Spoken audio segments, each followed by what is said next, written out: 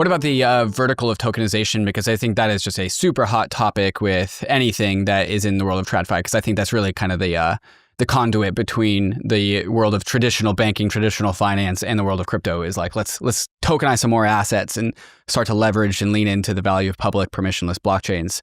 Where is Robinhood's role in this like tokenization movement? I'm assuming you guys are bullish on it. Do you guys see yourself as an issuer, a platform? Will Robinhood create tokenized products, or are you just interested in being the marketplace for these things? Like, where do you guys stand in this like tech stack of tokenization?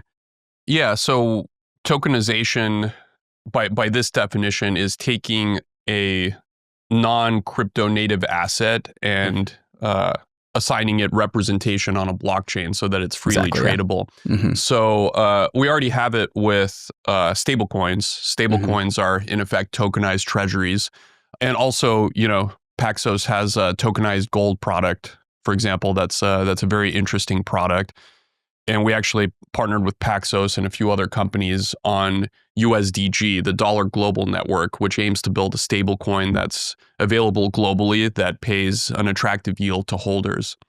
And the next step would obviously be tokenization of securities, which we're very excited about. So that allows you to have ownership in companies. In the same way that stablecoin legislation ensures US dollar dominance globally, which I think is why people are excited about it, and you're having so much excitement, particularly in Washington, around it. Everyone wants US dollars and US treasuries to be accepted and purchased, and for there to be high demand for those products globally, particularly as more countries are moving away from US treasuries. So stablecoin is viewed, I think rightly, as an area that could increase demand among individuals overseas as governments, become prone to diversifying away from holding treasuries. So in the same way that stablecoin legislation can kind of push forward US dollar dominance,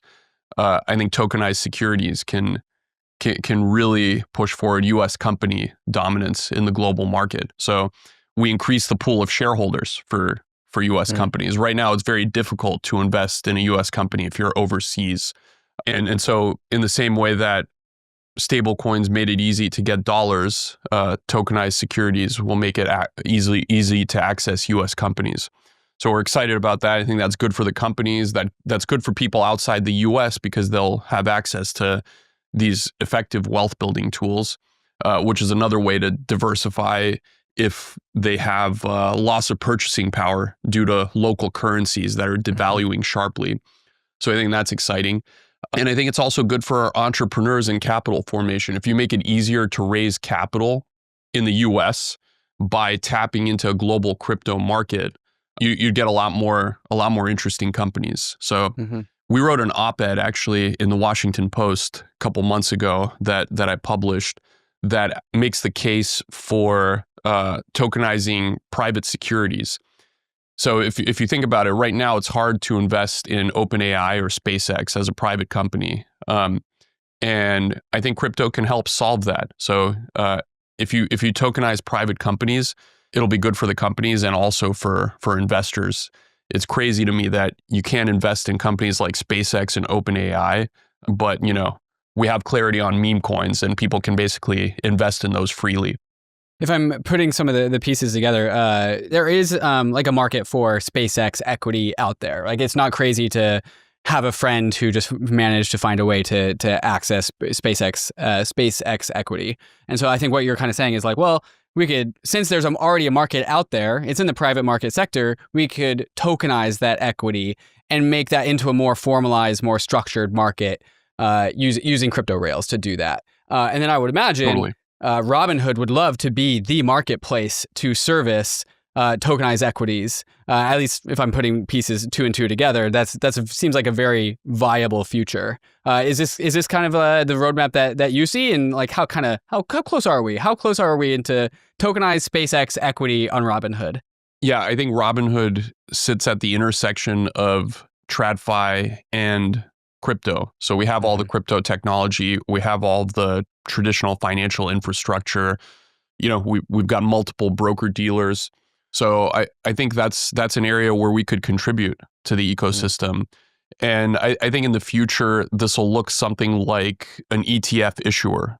So ETF issuers, there's ETFs that hold a basket of securities and then issue shares of the ETF. In a way, that's a precursor to tokenized securities, right? And there's a creation redemption process where if you come to the ETF issuer with a basket of those securities, they'll redeem it for a share of the ETF, and vice versa. You can redeem the ETF for the underlying basket of securities. So I think that's an analogy of what already happens in TradFi that tokenization can kind of evolve using crypto technology.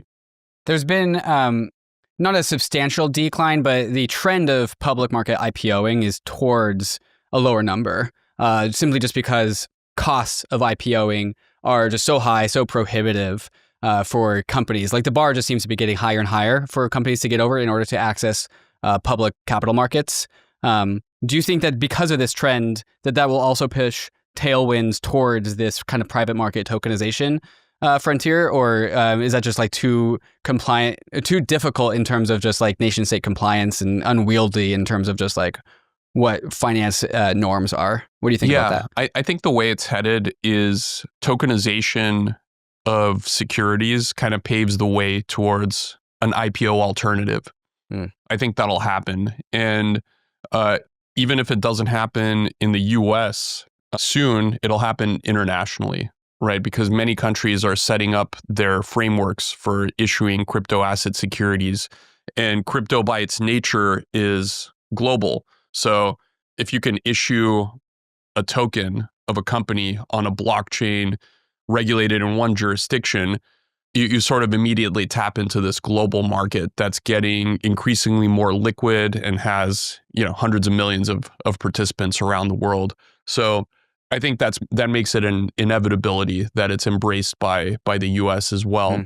And I think there's two use cases. If you're a private company, at the absolute early stages of company formation, this is primary capital, right? It's the equivalent of a traditional IPO where you're raising capital from shareholders.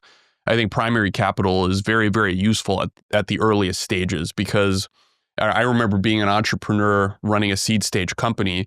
When you're in fundraising mode, it takes up a ton of your mind share and resources. And those resources are really, really meaningful when you're a small company. So if I had an option to just tap into a global pool for raising capital and get my fundraise done very, very quickly, that's a compelling value proposition for an early stage founder. So I think it can help. You'll just get a lot more companies. You'll get a lot more companies, a lot more projects, and a lot more exposure at earliest stages where the risk is highest, but also the upside opportunity is greatest for investors.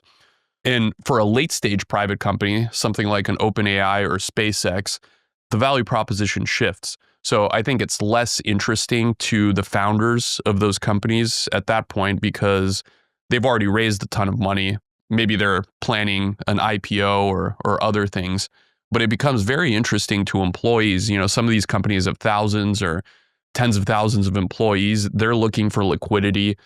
They don't have visibility as to when there's going to be an IPO or liquidity event. And so the employees are interested in diversifying a little bit. And that becomes a strong value proposition. And you have secondary platforms, platforms like EquityZen or Forge or some others that operate in this space. And they actually right now go to employees. They reach out to employees of these companies because that's the receptive audience for diversifying and selling secondary shares. Now, the problem with those models is the liquidity is actually split. So the platform itself has to go out and figure out how to get supply and bring it on, whereas crypto benefits from interoperability, where you just have to get it on the blockchain and is freely tradable, and you immediately access that global liquidity, which is why I think that it's such a great technology solution. There seems to be just a handful of different trends that are just clearly pointing in this direction. And there's just a bunch of cool companies out there, SpaceX, OpenAI, that are just private and not seemingly interested in going public. Just all of these AI labs, for just a broad category, just don't have public equity, or they're like Facebook or Google, or it's just something way too large where it's just like too dilutive of an investment vehicle to get exposure to AI. If you want exposure to AI as a retail investor, your options are incredibly limited. I mean, you have like NVIDIA, which is multi-trillion, Alphabet's multi-trillion, and Tesla, of course, but there's a huge gap. You can't get exposure to OpenAI or Anthropic or Perplexity or any of these interesting AI companies. Yeah. And if you just look at the public markets, you just see the multi-decade long trends of the opportunities are getting today in the modern age. Opportunities are no longer in the public markets; they are in the private markets. Partly what I said earlier is just the compliance cost of IPOing is just getting higher and higher and higher. And meanwhile, crypto is offering the technology to be an answer to that. I just see multiple different tailwinds pointing towards this inevitable conclusion of tokenizing private market equity, and that actually becoming more or less the pseudo public markets of sorts. Yeah. In the Wild West of DeFi, stability and innovation are everything, which is why you should check out FRAX Finance, the protocol revolutionizing stablecoins, DeFi, and rollups. The core of FRAX Finance is FRAX USD, which is backed by BlackRock's institutional BUIDL fund. FRAX designed FRAX USD for best-in-class yields across DeFi, T-bills, and carry trade returns all in one. Just head to frax.com, then stake it to earn some of the best yields in DeFi. Want even more? Bridge your FRAX USD over to the Fractal Layer 2 for the same yield plus Fractal points, and explore Fractal's diverse Layer 2 ecosystem with protocols like Curve, Convex, and more, all rewarding early adopters. FRAX isn't just a protocol, it's a digital nation, powered by the FXS token and governed by its global community. Acquire FXS through frax.com or your go-to DEX, stake it, and help shape Frax Nation's future. Ready to join the forefront of DeFi? Visit frax.com now to start earning with FRAX USD and staked FRAX USD. And for Bankless listeners, you can use frax.com/r/Bankless when bridging to Fractal for exclusive Fractal perks and boosted rewards.